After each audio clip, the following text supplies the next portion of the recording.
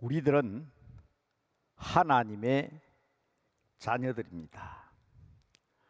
하나님 나라의 백성들입니다. 이번 여름 성경학교 수련의 주제입니다. 하나님 나라와 복음. 그래서 어린이 여름 성경학교 개교 예배 때 우리가 옛날 그 시절에 불렀던 찬양을 불렀습니다. 그랬더니 우리 교육 목사님이 다가오시더니 지금 애들은 그 노래 잘 모릅니다 그러더라고. 근데 가사도 간단하고 또 쉽지만은 제가 알아야 될 노래라 그랬습니다. 아마 다 기억하실 거예요. 하나님 나라 하면 기억나는 게 있잖아요. 왕 나는 왕자다. 하나님 나라에 나는 왕자다. 내가 비록 어리지만은 나는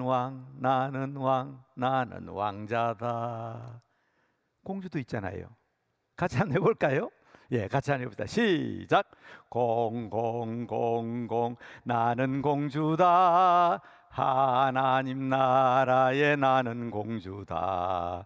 내가 비록 어리지만은 나는 공주다. 믿으시면 아멘. 그래요. 우리는 하나님 나라의 왕자와 공주들입니다. 주보에 나와 있는 주제를 보면 영아부, 유아부, 유치부는 찾았다 하나님 나라, 유년부, 소년부는 복음의 라이드, 복음을 전하는 전달자, 배달자, 배달하는 사람, 그런 뜻이죠. 그러나 성경 본문, 주제 성경 본문은 똑같습니다. 마가복음 1장 15절입니다. 여러분 다 외우시는 말씀이죠. 때가 찼고 하나님 나라가 가까웠으니 회개하고 복음을 믿으라. 우리 예수님께서 처음 세례를 받으시고 공생의 첫 선포입니다. 다 마가복음 1장 15절은 다 외우셔야 합니다. 간단하니까. 때가 찼어요. 때가 됐어요. 어떤 때가? 하나님 나라가 올 때가 가까웠다. 그러니까 우리가 모두 회개하고 복음을 믿음으로 말미암아 하나님의 자녀가 되어야 한다. 하나님 나라의 왕자와 공주들이 되어야 한다. 그래서 우리는 이 복음을 받아들인 사람을 하나님의 백성들이라고 합니다. 그리고 우리는 하나님의 자녀들이지요. 하나님 나라의 자녀들이니까 왕이신 그분의 자녀들이니까 옛날 우리가 배운 대로 우리는 하나님 나라의 왕자요 공주들입니다. 그런데 문제는 그 나라의 백성으로서의 긍지와 자세입니다. 여러분 수없이 말씀드렸지만 하나님 나라 하면 바로 여러분들이 딱 떠오르는 게 있어야 돼요. 우리나라는 대한민국입니다. 우리나라, 대한민국, 한반도 5,000년 역사를 가진 배달의 민족. 우리 이렇게 대한민국 하면 여러분들 머릿속에 나오는 게 있는 것처럼 하나님 나라 하면 여러분들 바로 하나님의 나라는 천국이죠. 하늘나라지요. 근데 딱 먼저 첫 번째는 하나님이 주인이신 나라. 그래서 하나님의 소유라 그랬죠. 첫 번째 하나님의 소유, 하나님의 나라. 두 번째는 하나님이 다스리는 나라입니다. 하나님이 통치하시는 나라. 하나님의 섭리를 믿어야 합니다. 이 두 번째입니다. 우리는 하나님 나라 백성이니까 하나님께서 우리를 다스리신다. 그러므로 그의 섭리를 믿고 우리 자신을 맡겨야 된다. 자, 아주 특별한 것은 세 번째입니다. 그죠? 하나님의 나라는 하나님이 함께 하시는 나라다. 하나님이 함께 하시면 그것이 바로 하나님의 나라다. 우리 가정에 함께 하시면 우리 가정이 하나님의 나라가 되고, 우리 교회에 함께 하시면 교회가 하나님의 나라가 된다. 이 세 가지는 제가 항상 여러분들에게 말씀드렸습니다. 그러나 여러분, 이러한 하나님의 나라에 거주하는 하나님의 백성들이 하나님께 함께 합니다, 우리는 왕자입니다, 공주입니다, 항상 그 자리에 머물러서는 안 되잖아요. 저는 우리 어린이들에게도 우리들은 왕이신 그분이 따로 우리를 세워주셨기 때문에 세상 누가 무슨 소리 하더라도 우리가 자라서 직장이나 사회생활하면서 혹시 세상 사람들이 무슨 말을 한다 하더라도 우리는 확실한 의식을 가져야 된다. 우리는 왕따들이다. 왕께서 따로 세운 왕따들이다. 그래서 우리가 신앙생활을 하고 하나님 나라 백성으로서 살아갈 때에 혹시 세상 사람들이 우리를 왕따를 한다 하더라도, 왕따를 시킨다 하더라도 우리는 왕께서 따로 세우신 하나님의 자녀라는 분명한 긍지가 있어야 된다. 이런 긍지를 가진 사람은 그 자리에 머무르면 안 돼요. 나날이 변화되고 성장해야 하는 것입니다. 그래서 여러분, 이제 막 거듭난 성도라 할지라도 왕자와 공주로서 아이와 같은 신앙을 가지고 있다 할지라도 우리는 성장해야 합니다. 하나님 나라의 백성인 여러분들, 우리는 장성한 그리스도인이 되어야 합니다. 성숙한 그리스도인이 되어야 합니다. 온전한 그리스도인이 되어야 합니다. 신령한 그리스도인이 되어야 합니다. 그래서 예수님께서는 이렇게 말씀하셨어요.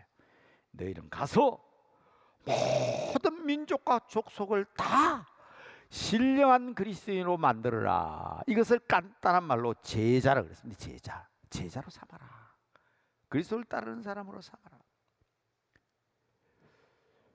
교회는 이와 같이 장성한 그리스도인, 신령한 그리스도인, 성숙한 그리스도인을 우리가 사람의 마음을 우리는 들여다볼 수가 없잖아요. 여러분, 옆에 앉아 있는 사람의 영혼이 여러분 눈에 보입니까? 우리가 볼 때는 저 사람 신앙이 저리가 되나 싶지만 그 사람이 신령하고 거룩한 성도일 수 있다 이 말이에요. 그래서 우리는 이와 같이 장성한 그리스도인, 신령한 그리스도인, 성숙한 그리스도인이 되기 위해서 이 더운 여름에도 우리는 부흥회를 했습니다. 그렇죠? 그리고 우리 어린이들, 청소년들, 중고등학생들 여름 성령학교 수련회도 합니다. 우리 모두에게 다 해당되는 얘기입니다.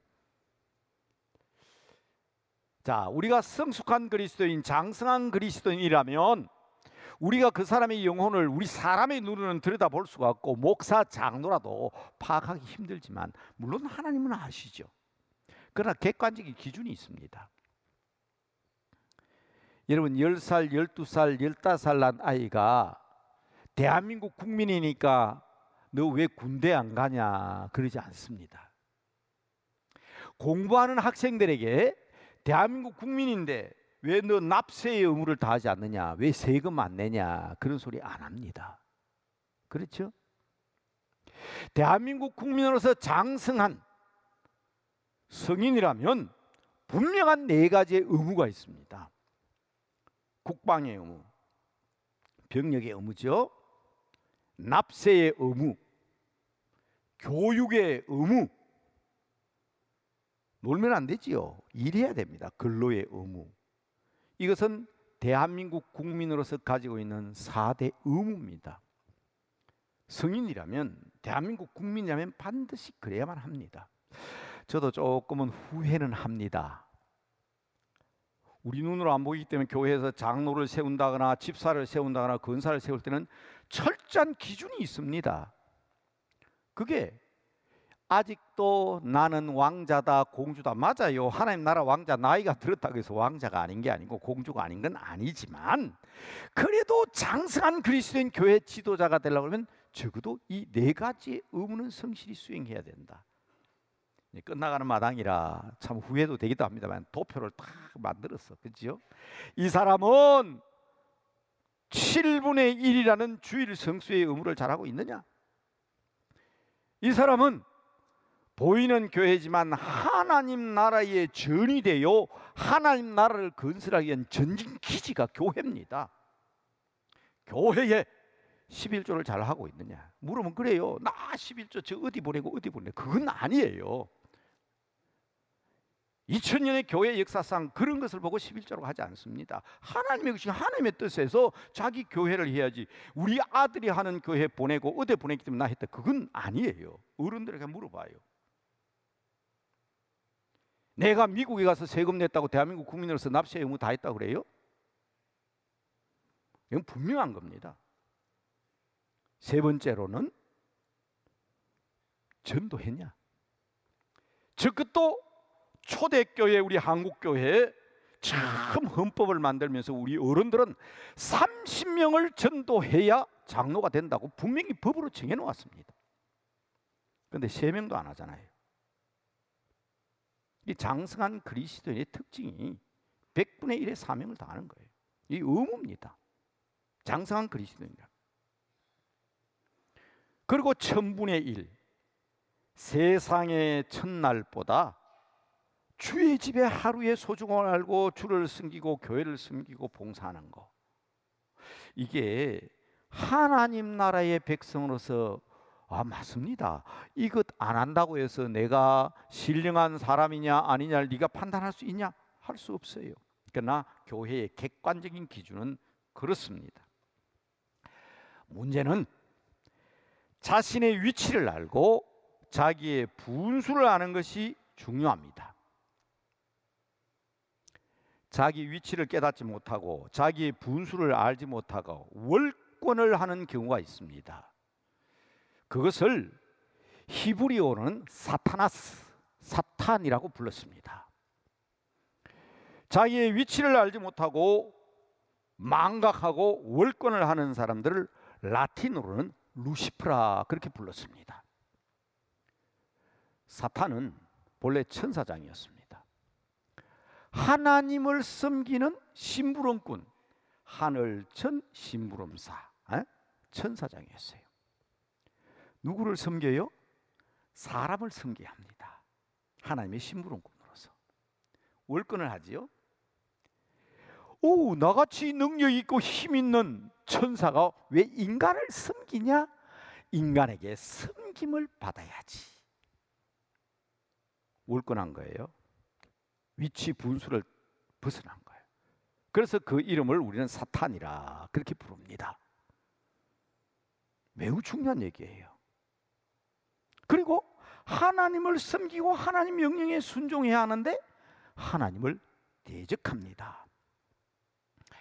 그 자신의 지위와 위치를 망각하고 하나님처럼 대우받고 숭배를 받으려고 하기 때문에 그런 이름이 붙은 것입니다.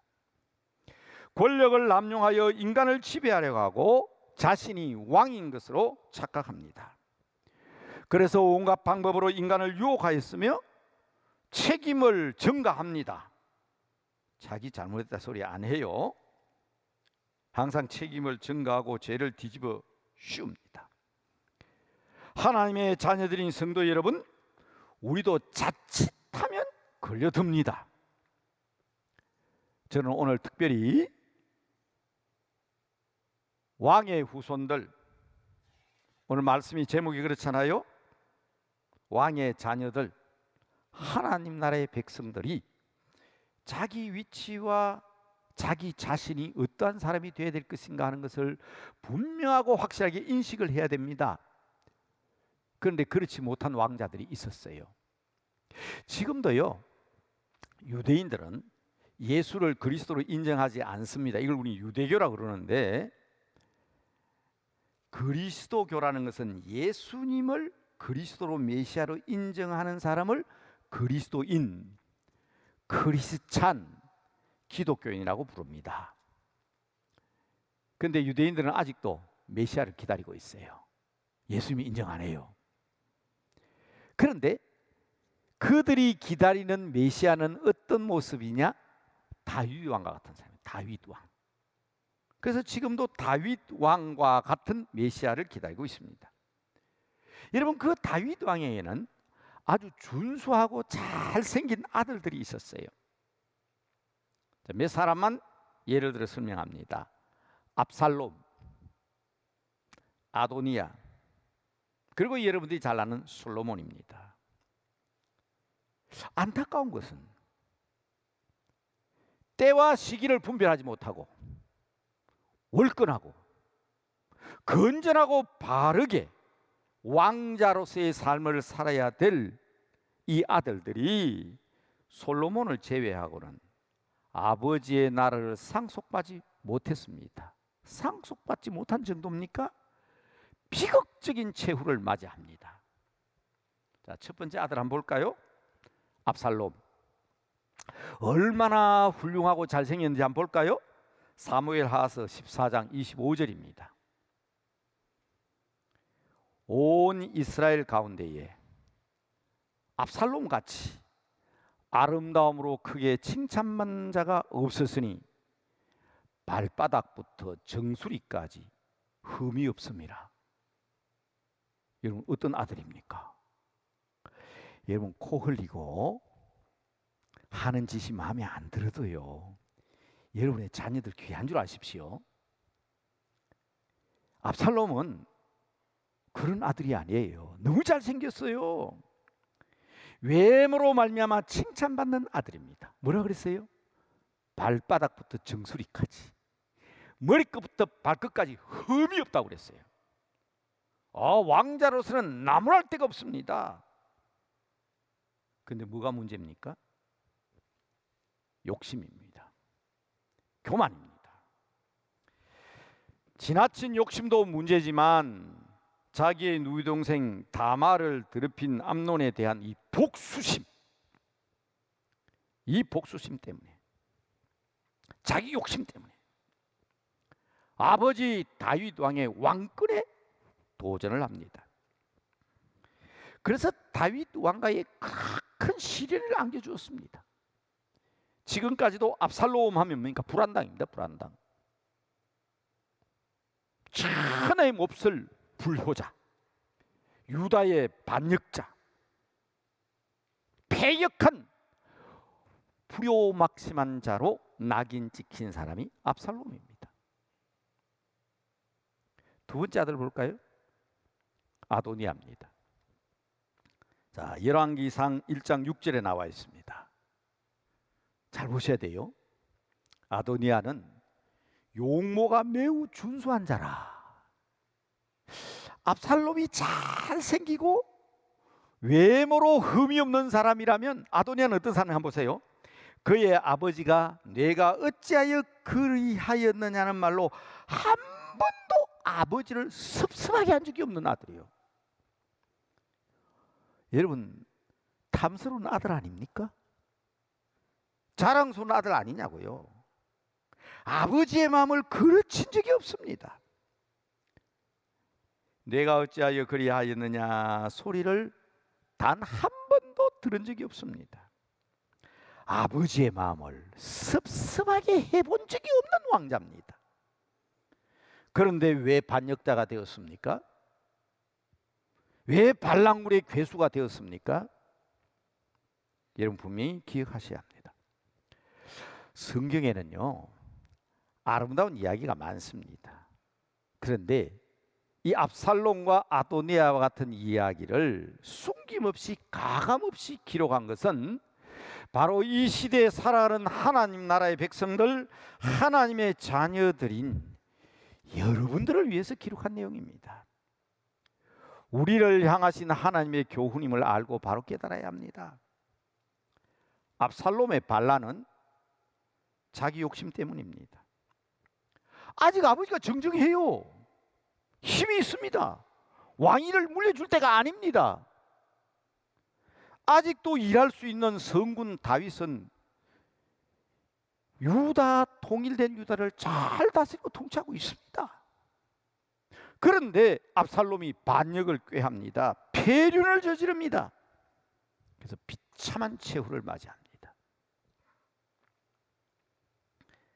근데요, 두 번째 소개한 아도니아는 아도니아에게도 문제가 있지만 다윗의 잘못도 적지 않습니다.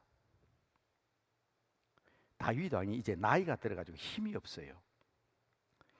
자, 열왕기상 1장에 보면 다윗이 어떤 상황인가 1장 1절에 나옵니다. 한번 볼까요? 다윗 왕이 나이가 많아 늙으니 이불을 덮어도 따뜻하지 아니하더라. 자기 체온 유지를 못해요. 다윗 왕이 자기 몸 체온 유지도 못해. 그래서 이스라엘 사방에서 아리따운 처녀 수넴 여자 아비삭을 구해가지고 왕의 시중을 들게 해서 이 정도면 왕의 체온 유지가 안 되냐? 안 돼요. 이 정도가 되면요, 왕권을 내어놓고 왕위를 물려줘야 되는 거 아닙니까? 성군 다윗이지만 자신을 알아야 되는데 기회를 놓쳤어요. 그래서 그만 이 아도니아, 한 번도 아버지를 섭섭하게 한 적이 없는 이 아도니아를 그만 폐륜아로, 반역죄인으로 그 비참한 결과를 가져오게 했거든요.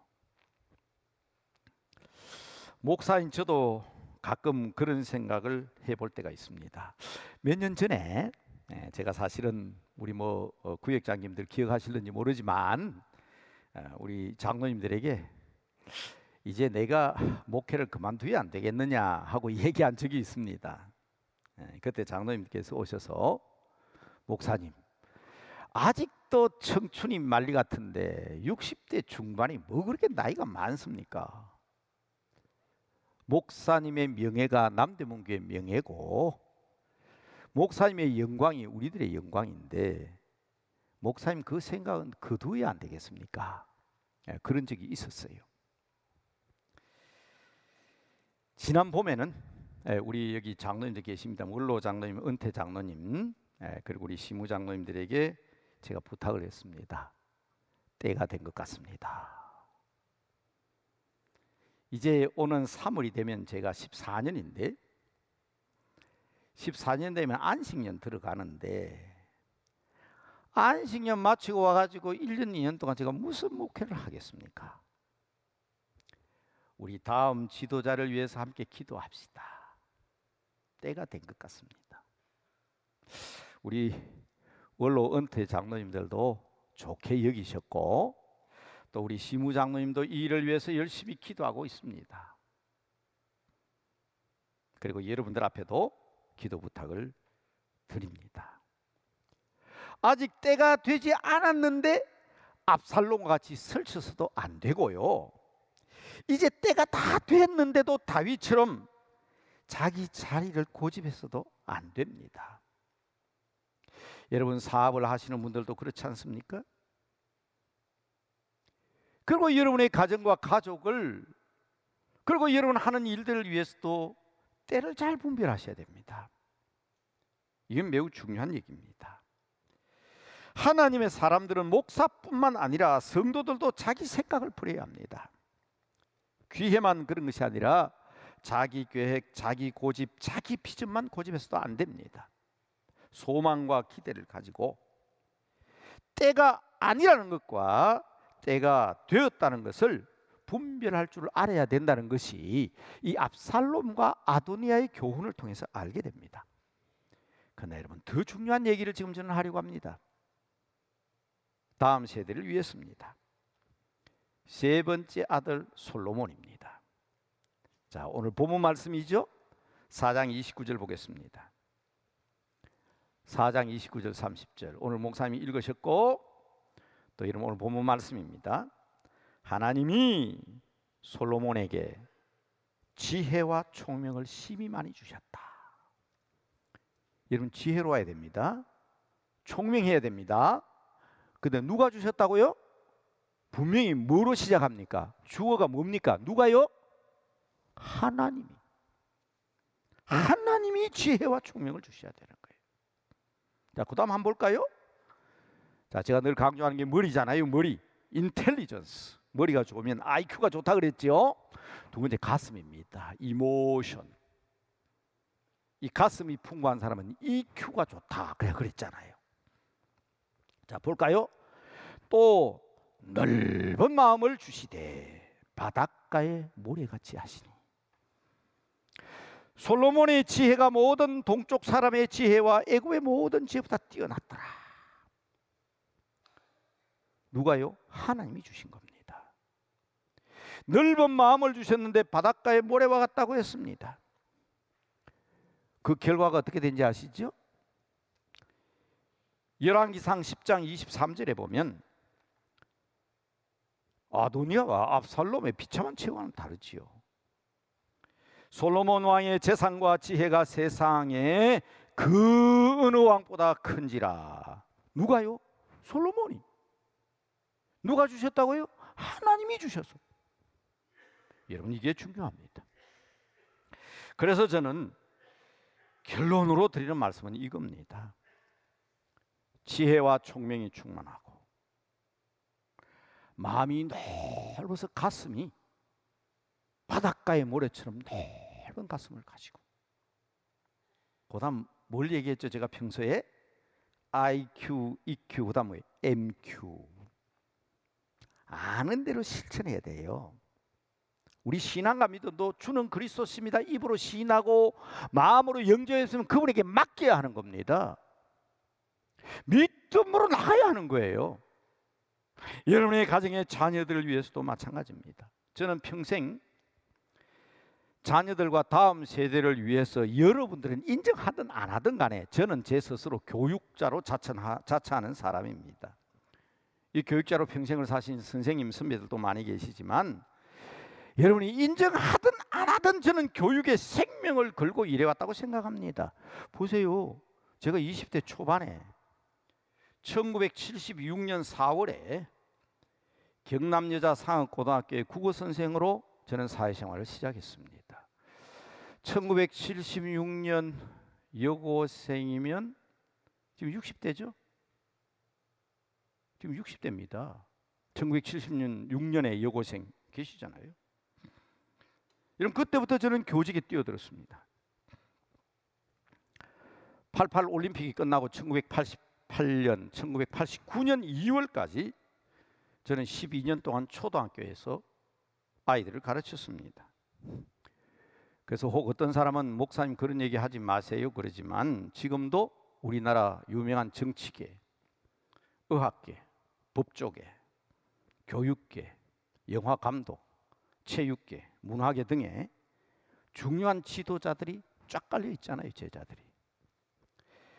목사에게는 예수님만 보여야 된다는 생각 때문에 혹시나 교인들에게 오해할까 봐 제가 청와대를 다녀오고 군부대를 다녀오고 법원이나 국회의사당을 다녀와도 여러분들에게 소개는 안 했지만 뭐 혹시 아는 사람은 알지만은 자랑한다 할까 봐 절제했습니다. 그러나 여러분 교육자로 살아온 거 맞잖아요. 대학에서 20년 이상을 강의하다 보니까 지금은 지구촌 어디에 가도 제자들이 있습니다. 인도네시아 가 계시는 분도 목사님을 만났는데 목사님 제자라대요. 아프리카에 다녀온 분도 목사님 거기도 목사님 제자가 있었어요. 미국에도 샌프란시스코, 밴쿠버, LA 다녀온 사람들이 목사님 거기 제자가 있대요. 그렇습니다. 지구촌 어디에 가더라도 제자들이 없는 곳이 없습니다. 그러니까 인정하든 안 하든 간에 교육 전문가로 자처할 만하잖아요. 어제 신문에는 제가 우리 한국의 선교 교육을 위해서 일해야 된다 해서 선교 교육재단을 만들어서 이제 많이 컸습니다. 6만 교회를 위해서 선교 교육을 하는 전문기관으로 성장해서 뭐 어제 기도 공부에 나섭디다마는 제 이사장 자리를 물려줬습니다. 새삼 이러한 이야기를 하는 것은 앞으로의 우리 교회를 위해서 제 습습한 마음이 깔려 있기 때문에 지금 여러분에게 이 말씀 드리는 겁니다. 여러분, 이 정도라면 우리 자녀 교육은 우리 남대문 교회에 맡겨도 되겠다. 우리 담임 목사한테 맡겨도 되겠다. 그 정도 안 됩니까? 목사님의 교육 철학과 교육자로서의 지도 이념을 이 정도 같으면 따라야 된다고 저는 생각할 줄 알았습니다. 아들이 40대 중반이고 딸이 40살을 넘었었습니다. 자랑하고 싶어서가 아니라 다음 세대에 대한 교육만은 남대문교에 맡겨도 된다는 사실을 강조하기 위해서 저는 말씀드리는 겁니다. 제가 이 일을 감당할 날이 며칠이나 남았겠습니까? 그래서 제가 앞서 아도니아 얘기도 하고 압살롬 얘기도 했습니다. 이제 다 지나갔습니다. 그러나 이 시국에 여러분들에게 분명하게 말씀드립니다. 성도들은 이런 이야기를 하면 목사님이 자기 교육자라고 그러는구나. 맞습니다. 여러분 인정해 주든 안 주든 상관없다 그랬습니다. 여러분 여기에 우리 중직자들이 있습니다. 모이기만 하면 우리 교회는 교육 전문가를 모셔와야 한다고 얘기합니다. 그럴 때마다 저는 말을 못하고 서운하기가 그지없고 자존심도 상하지만 이걸 얻어먹어도 인정해 주지 않아도 여러분들에게 지난 13년 동안 제가 강조한 교육 철학이 있습니다. 왜 성경 안 읽습니까? 왜 가정예배 안 드립니까? 교육 전문가가 오면 해결이 됩니까? 우리의 자녀들을 변화시키고 우리의 아들, 딸들을 변화시키는 것은 하나님이 하시는 것입니다. 하나님의 자녀들, 왕의 자녀들입니다. 하나님께 맡기셔야 합니다. 압살롬처럼 잘생겼다고 만족하지 마시고 아도니아처럼 내 속을 썩인 적이 없다고 말씀하지 마시고 솔로몬에게 지혜를 주셨고 넓은 가슴을 주셨던 하나님의 교육은 하나님께 맡겨야 한다. 한 걸음 더 나가 말씀드릴까요? 목사도 믿을 수 없고 교육을 담당하는 장로님도 부장도 교회 학교 선생님도 믿을 수 없다면 제 얘기 잘 들으십시오. 성경에서 가장 위대한 교육을 받은 사람은 사무엘입니다. 엘리 제사장이 어떤 사람입니까? 자녀 교육을 엉망으로 해서 그 아들들이 다 불황아들입니다. 하나님의 시대 분별을 하지 못해서 이상도 보지 못하고 하나님의 음성도 분별하지 못하는 사람입니다. 그러나 그러한 엘리 제사장에게 한나는 자기 아들 사무엘을 맡겼습니다. 이스라엘의 위대한 지도자 사무엘을 양육한 것은 하나님이십니다. 그래도 교회를 못 믿으시겠습니까? 주일학교 선생님이 어렸을 때 내가 봐왔는데 그 사람 어릴 때 신앙생활 형편없었고 지금 교회학교 부장 맡은 사람이 내가 잘 아는 집사인데 내가 믿을 수 없다 할지라도 한나는 자기 아들 사무엘을 엘리 제사장에서 맡겼다는 사실을 기억하시고 하나님의 자녀는 하나님께 맡겨야 한다는 이 간절한 호소를 저는 여러분들이 들어주셨으면 좋겠습니다. 자기 생각으로 자기 마음대로 자기 소신대로 키우면 절대로 내보다 나은 자식으로 키울 수가 없습니다. 무엇보다 우리의 가진 믿음에는 생명이 있습니다. 생명은 자란다는 특징이 있습니다. 그래서 예수님께서는 겨자씨 비유를 말씀하시면서 씨앗은 작은 겨자씨지만 풀과는 다르다. 풀과 다르다. 큰 나무로 자란다. 저 말씀의 결론을 맺으면서 이렇게 부탁드립니다. 사도 바울은 에베소 교회 성도들에게 부탁을 합니다. 장성한 그리스도의 분량에 이르기까지 장성한 그리스도인이 되어야 한다. 제가 서두에 말씀드렸죠. 신령한 그리스도인, 온전한 그리스도인, 예수님의 제자가 되어야 되는데 그 이유는 에베소서 4장 14절에 이렇게 얘기합니다. 간사한 유혹에 넘어가지 않도록 하기 위해서, 세상 풍조에 요동치 않기 위해서, 압살롬이나 아도니아처럼 흔들려서 그 멋있는 광경이 넘어지지 않기 위해서 그리스도의 장성한 분량으로 자라야 하는데, 그 성장의 동력은 수학 공식 아닙니다. 영어 단어 아닙니다. 바로 하나님의 말씀입니다. 성경 말씀이 우리 자녀들의 성장의 동력입니다. 이번에도 영양분을 섭취하고 산소 공급을 위하여 필요한 것이 뿌리와 줄기라는 사실을 강조하며 신앙 부흥회 내내 강조했습니다. 튼튼한 뿌리가 되고 튼튼한 가지가 되어야 된다고. 말씀의 뿌리를 받고 성령으로부터 시원한 생수를 공급받아 아름다운 꽃을 피우고 열매를 맺어 능력 있는 그리스도인이 되자는 겁니다. 그래서 오늘 본문 말씀 다시 한번 확인합니다. 하나님이 솔로몬에게 지혜와 총명을 주셨다. 그 마음이 넓은 마음이 되어 바닷가의 모래와 같더라. 바로 사도 바울이 이 부탁합니다. 에베소 3장 19절이죠. 자, 이 구절로 저는 말씀 결론 맺는다 그랬습니다. 너비가 있어야 된다. 넓이. 길이가 있어야 된다. 길이. 높이가 있어야 된다. 깊이가 있어야 된다. 넓이와 길이와 높이와 깊이가 하나님의 충만한 것으로 채워져요. 저는 내내 제 나름대로 목사님이 그렇다면 교육에 그렇게 잘한다면 뭘 얘기하겠습니까 하면 저는 이 말씀밖에 없어요. 말씀밖에.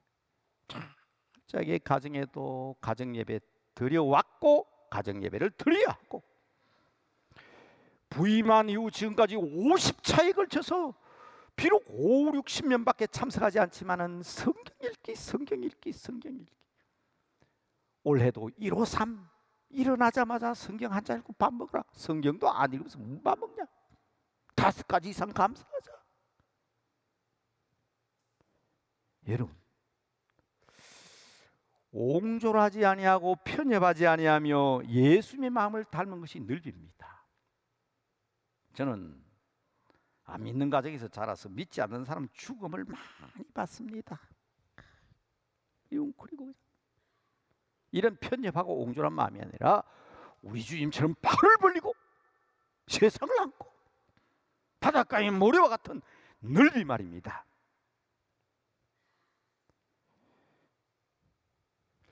저는 학교에 있을 때 초등학교, 중고등학교 15년 있는 동안에 대통령이 바뀔 때마다 교무실에 있는 대통령 사진을 바꿔요. 근데 여기 뭐 교장선생님 출신 장로님들 계시니까 잘 아십니다만은 대통령 사진만 바꾸는 거 아니에요. 교육 지표를 바꿔요. 대통령이 될 때마다 나라 교육 지표가 바뀌어요. 그럴 때마다 제가 느끼는 게 있습니다. 교회는 그렇지 않거든요. 2000년 전이나 지금이나 똑같습니다. 예수 그리스도의 인격을 담자. 우리 주일 학생들은 인격하는 말 어려우니까 예수님을 담자. 이건 변함이 없는 진리예요. 여러분, 우리가 늪이라는 말을 사용할 때에 우리가 가져야 할 신앙적 폭을 얘기합니다. 요거 아닙니다. 이거 아니라고. 이거 답답하고 애타고 하더라도 마음을 여시고 하늘을 바라보시는 넓은 가슴을 가져야 합니다. 길이는 순간이 아닙니다. 길이는 영원함을 얘기합니다. 오늘 믿다가 내일 마는 것이 아니라 내 자녀가 착하고 온순하고 이쁘면 영원히 하나님 나라 갈 때 그게 길이에요. 길이. 높이는요, 땅바닥만 바라보는 풀이 아니라고. 풀이 아니라 큰 나무라고요. 고상한 그리스도에 대한 지식, 고상한 그리스도의 인품. 깊이는 세상 유혹과 풍조에 흔들려서 좌지우지되는 여러분, 그런 자녀 되기를 원합니까? 우리 성도도 마찬가지예요. 깊이란 흔들리지 않는 견고한 믿음의 뿌리를 얘기합니다. 그래서 저는 이 시간 여러분에게 기도를 부탁드리는 것입니다. 하늘나라의 주인공인 하나님의 자녀들을 하나님께 좀 맡겨주십시오. 교회 교육의 중요성을 다시 한번 인식하시고, 혹 뒤진 것처럼 보이더라도 우리 남대문교회 교회 학교가 교육이 뒤진 것처럼 보이고, 목사님이 어떤 목사님이든 장로님 집사님이 어떤 집사님 장로님이든 간에 하나님께서 친히 저들을 양육하신다는 것을 좀 믿어주시기 바랍니다. 그리고 부탁드리는 것은 자녀들만 아닙니다. 여러분도 똑같습니다. 코로나에 흔들리는 그런 신앙이 됐으면 되겠습니까? 전염병에 흔들리고 전쟁에 흔들리는 그런 신앙이어야 되겠느냐고요. 우리도 너비와 길이와 높이와 깊이를 가진 온전한 신앙을 가지는 하나님의 사람이 되기를 바라면서 여러분 앞에 기도 제목을 제시합니다. 같이 읽으려고 하는데, 읽으면서 기도하려고 하는데 화면에 안 보이시면 주보 펴세요. 주보 펴시면 오면에 2주일의 말씀하는 아래 똑같은 기도 제목이 나와 있습니다. 저는 정말 이거 역시 교육을 잘하는 어떤 장로님께서 제게 말씀하셨는데 이건 정말 잘했다 싶어. 주보를 들고 다니면서 기도하셔야 돼요. 그러나 이 시간 우리 함께 기도함으로 오늘의 말씀을 정리하려고 합니다. 자, 서두 부분을 제가 읽을 테니까 1번, 2번, 3번 여러분 기도하는 마음으로 같이 읽겠습니다. 제가 서두 부분만 읽겠습니다. 이 땅에 하나님 나라를 건설하며 상속하기를 원하나이다. 첫째, 시작. 주의 백성들, 주의 자녀들로 번성하게 하시고 가정마다 생명의 역사로 인한 후사들을 허락하여 주소서. 둘째, 주의 뜻을 따라 올바른 믿음으로 양육하게 하시고 너비와 길이와 높이와 깊이가 있는 신앙인으로 장성하게 하소서. 세 번째, 말씀과 찬양과 기도가 끊이지 않는 교회로 성장하게 하시고 마지막 그날까지 시대적 사명을 다하는 교회가 되게 하소서. 아멘. 제가 기도하고 마치겠습니다. 다 함께 기도합니다. 하나님 아버지, 저희들과 저희들의 자녀들이 주님의 거룩한 피로 이루어진 샘물 같은 남대문 교회에 온전히 던져지기를 원합니다. 깊고 넓은 신앙적 포용심으로 주님을 찬송하며 거룩한 길로 가는 성도들이 되게 하시고 자녀들이 되게 하여 주시옵소서. 세상 유혹과 풍조가 있다 할지라도 이기며 승리하게 하시되 하늘나라의 즐거움이 우리 가정과 교회에 충만하게 하옵소서. 한순간만의 신앙이 아니라 영원한 믿음을 가지기를 원합니다. 한순간만의 번성함이 아니라 자자손손 이 복을 누릴 수 있는 역사가 있게 하여 주시옵소서. 이 모든 것을 주님의 가르치심과 성령님의 인도하심에 의지하며 우리 주 예수 그리스도 이름으로 기도드리옵나이다. 아멘.